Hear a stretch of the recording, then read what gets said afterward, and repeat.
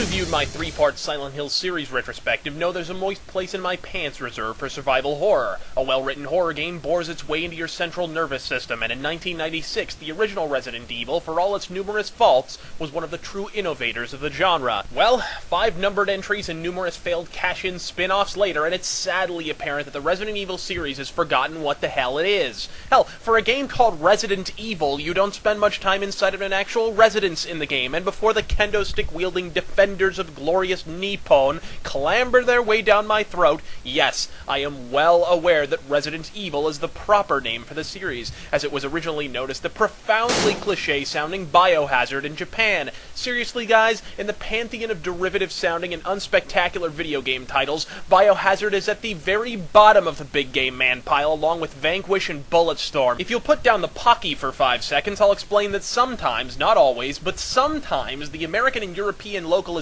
for Capcom's game titles and character names is far superior to the Japanese original. For example, in easily my favorite RPG of all time, Breath of Fire 2, the Japanese Capcom branch, in their infinite wisdom, opted to call the character who looks like a plant and can control nature, are you ready for this? Asparagus. Process that for a few seconds. Asparagus. Now, obviously, when this game shipped overseas, Capcom of America nearly shit themselves with laughter after renaming him the far less on-the-nose Spar. Yeah! Long story short, Resident Evil is a better title than Biohazard. Those that doubt me, suck cock by choice. I won't compare this game to Resident Evil 4, which seems to be the popular lazy thing to do when reviewing RE5, so bear in mind as you watch this that I am judging this game entirely on its own merits. I didn't play Resident Evil 4 until I'd already wasted the 15 minutes required to beat RE5's single-player campaign, so my initial opinions were in no way colored by what many 9-year-olds consider the best survival horror game of all time. If you judge this as a third-person shooter, it fails. If you judge this as an action game, it fails. If you judge this as a survival horror game, it falls clean off the failure spectrum and plummets to the Earth's core, directly into the ninth circle of hell to play strip poker with Mussolini, Hitler, and Justin Bieber. Judged as a co-op gaming experience, on the other hand, I give the game a solid meh.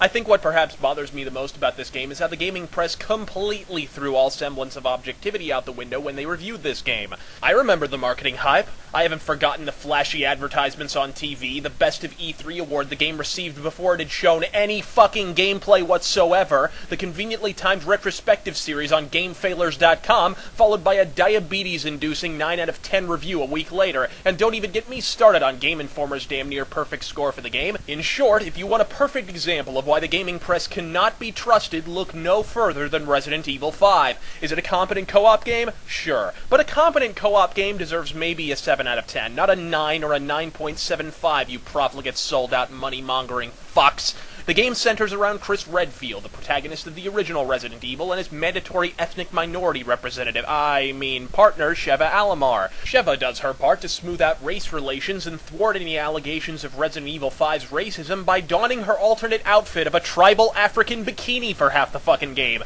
Well done, Capcom! Maybe next you can douse the ethnic grease fire over in Israel and Palestine by offering dynamite at half price. Why are Chris and Sheva partners, you ask? Because the game said so, which as it happens is the game's default reason for everything. Why did the monsters go from classic zombies to walking tentacle rape? The game said so. Why is Albert Wesker able to disappear at will and become the living, breathing embodiment of every bad late 90s film cliche ever devised? The game said so. Why do Jill Valentine's breasts remain perky even though she clearly isn't wearing a bra? Because this game was made in Japan.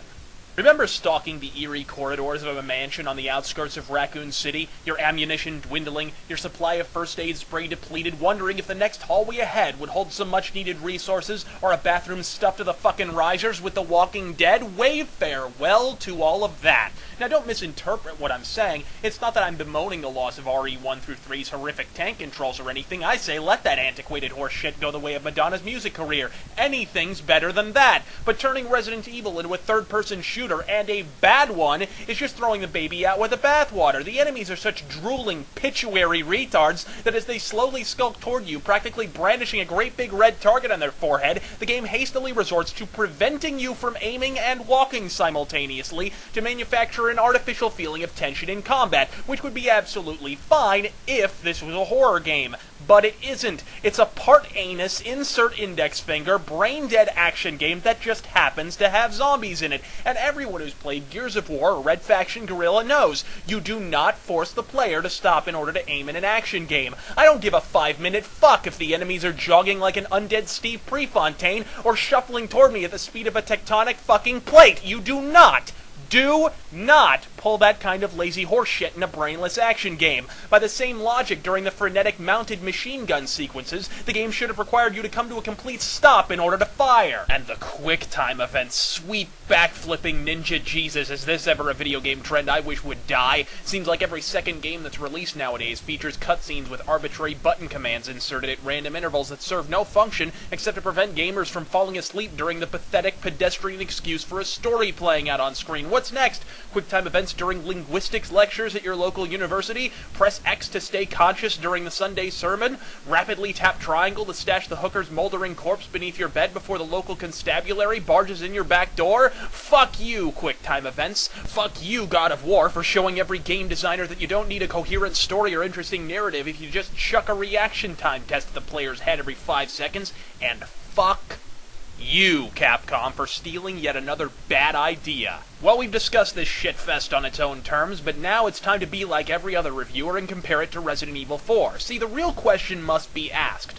Why is it that Resident Evil 4 is at least a decent game, and Resident Evil 5 doesn't really change anything, but somehow manages to suck and blow simultaneously? Well, gather round, Rageaholics, because it's time for your nightly history lesson with Professor RazorFist. You see, Resident Evil 4 was released for the Nintendo GameCube back in 2005. It sold extremely well, was a critical smash, and the series creator, Shinji Mikami, was very pleased with his relationship to Nintendo. But Capcom are greedy cunt flaps, and before long they started making noise about porting the game over to the graphically inferior but far more popular PlayStation 2. Mikami hated the idea. Capcom persisted.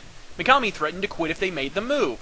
Capcom, in their Methuselaic wisdom, weighed their options carefully. On the one hand, you lose the creator of Resident Evil, Dino Crisis, Devil May Cry, and basically any other franchise that's worth a wet fart but isn't named Mega Man or Street Fighter. On the other hand, you might sell a few extra copies of the already best-selling video game. Capcom elected to make one of the stupidest decisions in video game history that didn't involve Bobby Kotick. They released it on the PS2. Oh, it sold extremely well, that goes without saying, but the bonus content included in the PS2 version, namely the single-player content featuring walking comb-over Ada Wong, lacked the magic of the proper single-player campaign, which, like the thunderous growl of a small intestine prior to a juicy diuretic discharge, provided a nice little preview of the shitfest to come.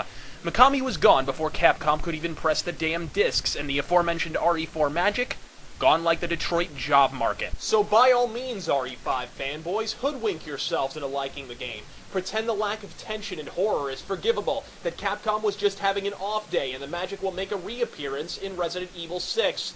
It's gone like Freddie Mercury, it ain't coming back, and Capcom are solely to blame. Buy their games and you just support the same sort of vapid, overhyped corporate pablum that gives us a new Call of Duty every 8 months. Capcom, for ruining one of the greatest survival horror franchises of all time, this middle finger is for you. And for rejoicing in Capcom's endless barrage of mediocrity and putting this shit piece at the very top of the sales charts, Capcom fanboys, this middle finger is for you. I'm RazorFist. God fucking speed.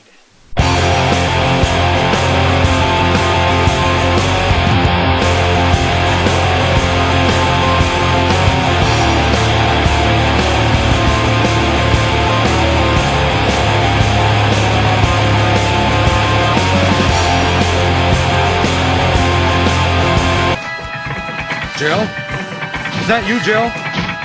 What happened? Barry, help me, please. The door won't open. Quick! Stay away from the door, Jill. I'm gonna kick this door down. Hurry! This way! Oh, Barry! That was too close. You were almost a Jill sandwich.